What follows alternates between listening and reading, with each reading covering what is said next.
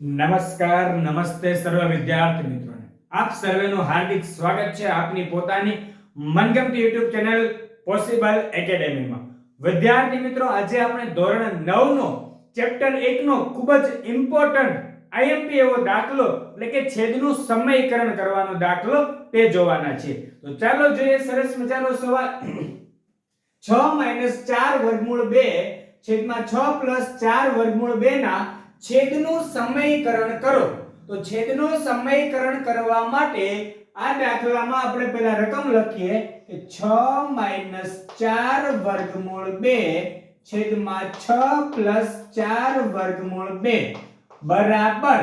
જોજો છેદનું સમીકરણ કરવું છે એટલે જો છેદમાં વચ્ચે બે પદ વચ્ચે પ્લસની નિશાની હોય તો આપણે એવું બીજું પદ માઈનસ વાળું લેવાનું। મતલબ કેવી રીતે?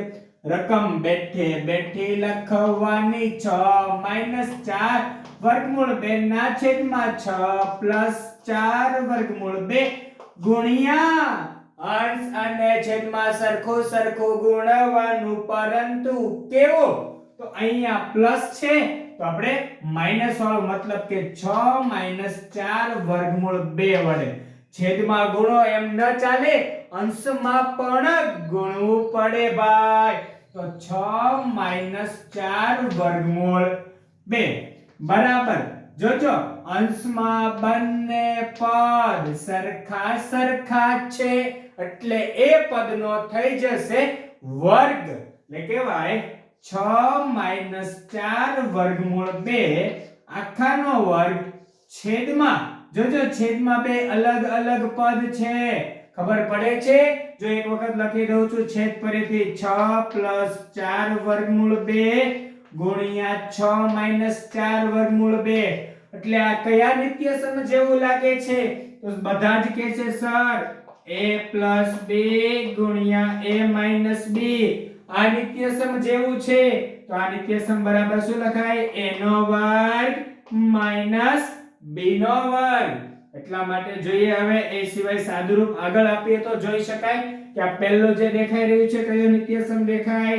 a - b આખાનો વર્ગ બરાબર a નો વર્ગ - 2 ab + b નો વર્ગ। ચાલો એ પ્રમાણે સાદુરૂપ આપીએ। 6 છે, 6 નો વર્ગ -2 ગુણ્યા 6 ગુણ્યા 4 વર્ગમૂળ 2 વત્તા બીજા પદનો વર્ગ એટલે કે વત્તા 4 વર્ગમૂળ 2 આખાનો વર્ગ છેદમાં જોઈ શકાય છે કે a + b ગુણ્યા a - b a + b ગુણ્યા a - b બરાબર a² - b² એટલે 6 નો વર્ગ - b² એટલે 4 વર્ગમૂળ 2 આખાનો વર્ગ। ખબર પડી? ચાલો આગળ સાદુરૂપ આપી દઈએ આપણે। 6 નો વર્ગ 36 - 2 ગુણ્યા 6 12 12 ચોક 48 વર્ગમૂળ 2 વત્તા 4 વર્ગમૂળ 2 નો વર્ગ। તો એનું સાદુરૂપ અહીંયા બતાવું, જોવો ધ્યાનથી। 4 વર્ગમૂળ 2 આખાનો વર્ગ બરાબર 4 નો વર્ગ 16 ગુણ્યા વર્ગમૂળ 2 નો વર્ગ 2 ને 16 દુ 32। ખાસ ધ્યાન રાખજો, આજ મોસ્ટ ઇમ્પોર્ટન્ટ વસ્તુ છે, 4 વર્ગમૂળ 2 નો વર્ગ કરવો છે, બરાબર છે? ચાલો તો કેટલો થઈ જશે? 32 આખાના છેદમાં 6 નો વર્ગ 36 -4 વર્ગમૂળ 2 નો વર્ગ સામે કર્યો તેમ કેટલો આવશે? 32। હવે સરખા સરખા પદનો સરવાળો કરીએ। 36 અને 32 બેનો સરવાળો કરીએ। 2 ને 6 8 3 ને 3 6 68 - 48 વર્ગમૂળ 2 છેદમાં 36 માંથી 32 જાય કેટલા વધે? 4। હવે જો અંશ છેદમાં કંઈક સામાન્ય લાગે છે।